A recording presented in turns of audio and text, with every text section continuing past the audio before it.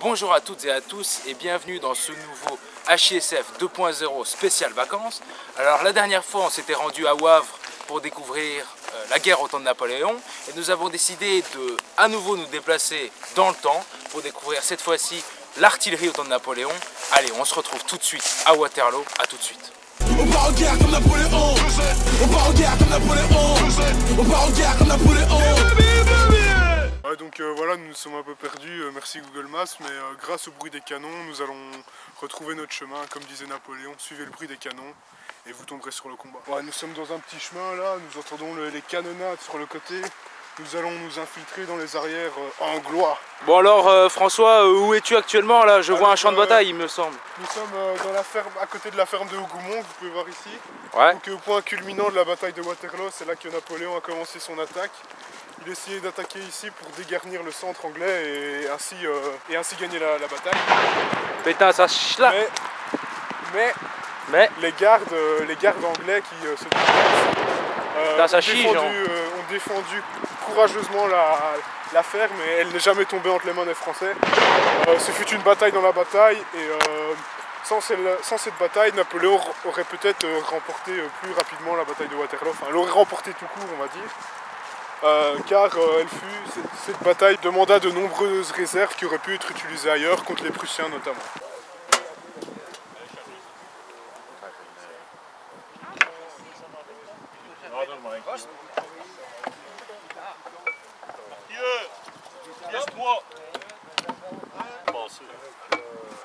Approvisionné. Ah oui, Paul, oui. Ah oui, Paul, oui. Par contre Jean, les oreilles, attention. Ça, je suis pas fragile. Fais attention quand même. Regarde ça. Eux-mêmes, ils ont pas de boule.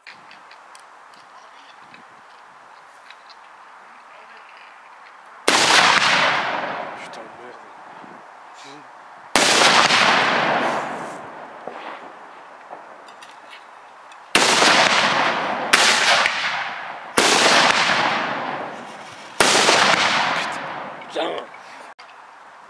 Putain, on se croirait à Ypres avec tout le gaz ici.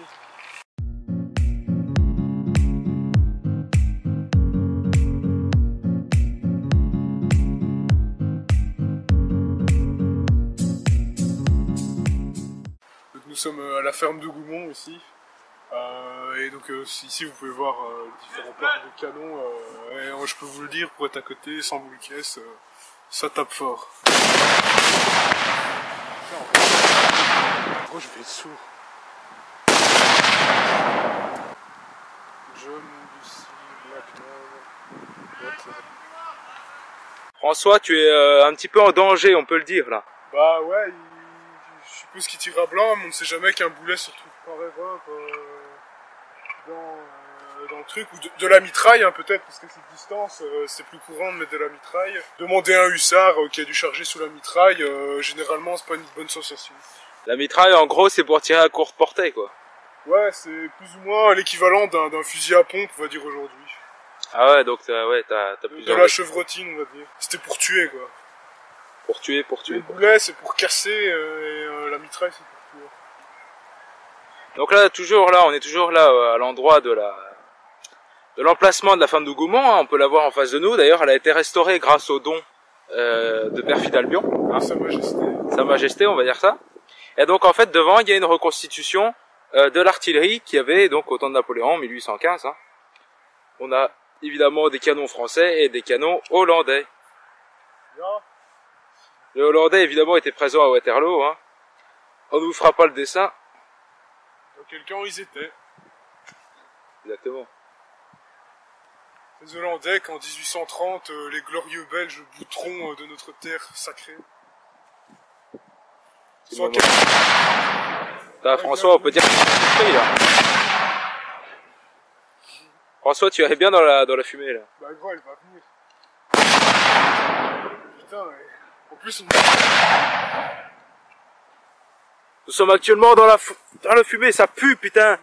François, on peut dire là vraiment que tu es au summum du réalisme dans ce champ de bataille, la fumée blanche et épaisse. Nous sommes ici un peu comme à Austerlitz, au matin, où le brouillard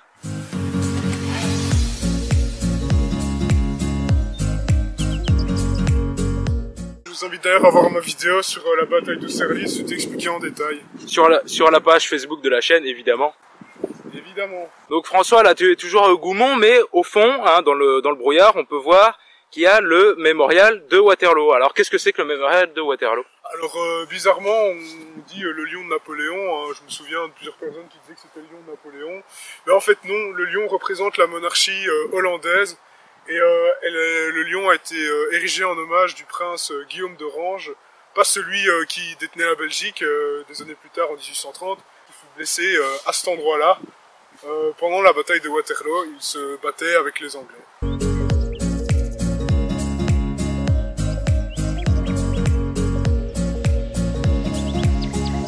On vadrouille sur le champ de bataille de Waterloo, avec évidemment François qui s'est équipé avec des bottes, magnifiques bottes.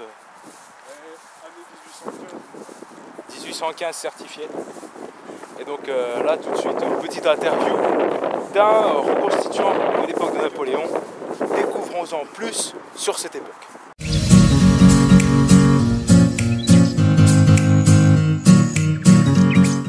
Que représente Napoléon pour vous? Un grand personnage historique, peut-être un des fondateurs de l'Europe, malgré tout par la guerre, mais voilà. Et qui a laissé quand même pas mal de traces d'histoire. Le code Napoléon, la gendarmerie, le cadastre. Voilà. Est-ce qu'on peut dire que si Wellington il a gagné la bataille de Waterloo, mais Napoléon a gagné la bataille de l'histoire? Tout à fait. Vous êtes d'accord avec ça? À 100%. C'est 100%? Parce que bon, ici, nous, comme nous n'habitons pas loin, on fait la reconstitution, on sait qui est Wellington. Ouais. Mais Waterloo, si on parle de Waterloo, on parle de fils de Napoléon et moins de Wellington, malgré qu'il a gagné. C'est paradoxal quand même. Tout à fait. Mais chaque fois, hein, si vous regardez tous les grands leaders à travers les époques, Ouais. on parle presque plus des perdants Ouais. que des gagnants. Mais on peut le faire, on peut l'extrapoler dans plein d'époques. Hein. C'est vrai. Ouais. Hein, si vous regardez Hannibal. Ouais. C'est vrai, lui il est rentré dans la légende. Il est rentré, pourtant il ne voulait pas qu'il rentre dans la légende, il est rentré dans la légende. Vercingétorix aussi. Voilà. Et c'est Ouais. tous des qui ont perdu, malgré tout. Enfin, Napoléon c'est entre guillemets, parce que bon, Oui, bah il y a quand même un gros héritage quoi. il a laissé beaucoup de choses. Ouais. Et puis en France, c'est toujours un demi-dieu, on va dire. Ouais, bah oui, c'est une icône nationale. Hein. Tout à fait. Comment êtes-vous devenu reconstituant? Bon, ça remonte à très longtemps. Par mon père, qui a commencé dans le folklore d'Entre-Sambre et Meuse. Ouais. Et puis, bon, on a tout doucement, on a créé un groupe plutôt de prestations Premier Empire dans les années 80, Ouais. garde impériale. Et puis de là, on est rentré dans on a été à une bataille en Angleterre. On a été pris au jeu. Ouais. Et bon, on a commencé à fabriquer des tentes et tout, et à participer à des bivouacs. Puis les bivouacs se sont faits en France. Puis on a fabriqué le canon. Et alors en Belgique, on va dire à partir de 1995, il y a eu des bivouacs qui ont commencé. De façon régulière, là, tout ça. Ça s'est plus réveillé. Mais on les faisait en France. Et on en faisait en Angleterre au départ. On allait à Douvres tous les 15 jours faire des bivouacs. Ah, allô, en Angleterre. C'est eux qui sont... c'est un peu ouais, au début de tout ça quoi. Parce que c'est en 1985 qu'on a été à Parham faire notre première bataille D'accord. là-bas. Et donc, et qu'est-ce qui vous plaît le plus finalement dans cette activité? L'amitié L'amitié? avec tous nos amis dans le groupe. On est vraiment... c'est bon. C'est aussi gai de participer à des fêtes historiques, hein, comme les 200 ans ici. Ouais. C'était unique, hein, être autant de reconstituants avec des uniformes. Enfin, c'était majestueux à l'époque. Voilà. Je vous présente le canon. Il s'appelle Proserpine. Tous les canons du temps de Napoléon avaient un nom. Là, c'est gravé ici. Le N est gravé dans le bas. C'est le canon de type Gribeauval. Oui.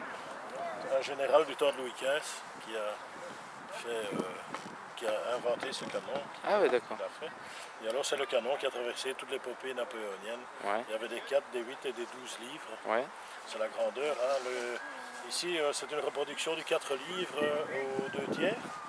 Et le canon en lui-même est fait en acier. En acier. En acier, parce que bon, le bronze est coûteux. Ouais. Et en plus très lourd.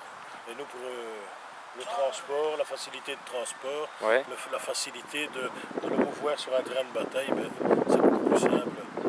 En acier. En acier. Mais bon, vous avez vraiment la reproduction du Gribeauval. Et donc, Et il a 24 ans. il a 24 ans. Et il a 24 ans. À l'époque, un canon, ça durait combien de temps en durée d'utilisation? Le temps qui tombe à l'ennemi ou qu'on l'encloue. C'était un peu infini? Finalement, ce qui En fait, quand les canons sont abandonnés, Ouais, où le chef de pièce avait des clous, il mettait dans la lumière un clou, Ouais. ce qui écartait le bronze et le canon est fini. ah oui, Donc l'ennemi recoulait le canon parce qu'il avait du bronze et il refaisait le canon à lui. ouais, Ou bien c'était l'ennemi qui arrivait dans une entrée dans les troupes et qui avait des clous aussi pour enclouer les canons pour empêcher qu'ils puissent encore tirer. c'est une course au clou. Et alors le musée où il y en a le plus c'est en Russie. Ouais, Parce que bon, quand ils ont perdu en Russie, ils ont laissé tous les canons sur place. ah oui, ils ont pas Donc pu il y a repartir. une superbe collection de Gribeauval sur place. C'était le canon par excellence de l'époque napoléonienne. Ouais, c'est un peu le canon emblématique, quoi. Voilà. Et donc, je crois que c'est pas la, il n'est pas à la vraie taille de l'époque. Bon, 2 tiers du 4 livres. D'accord. Ouais, donc voilà, il faut imaginer ce canon-là un tiers plus grand, quoi. Oui, des roues comme celle-ci, Ouais, un peu plus long. Voilà. d'accord. Mais ça donne déjà une bonne idée, quoi. It's our time to shine. Show that's the kind of state of mind you gotta combine with hard work and time. You gotta climb to the top. Don't let yourself drop till your heart stops. Let this beat rock. Got a new clock and a new stock for this new rock. Donc normalement, cette petite caisse, elle devrait être un peu plus grande et c'est la caisse à munitions. Et alors vous allez retrouver, donc, on a un boulet qui est cerclé d'acier sur une bourre en bois. Normalement, c'est une chaussette en coton et la poudre se trouve ici. Ah ouais, d'accord. Donc elles sont faites, c'est pas Pirates des Caraïbes où on court avec un saut de poudre dedans. Non, les cartouches sont faites, c'est comme nous. Pour le fusil, on a des cartouches toutes faites. Bon, dans le temps, il y avait la balle au bout. On mettait dedans. Le pied fait la bourre, il y a la balle, il y a la bourre. Tout est... Ouais, en fait, c'est bien plus préparé que ce qu'on pourrait penser. Ben oui, à mon avis, ça s'est préparé au fur et à mesure des années pour les accidents.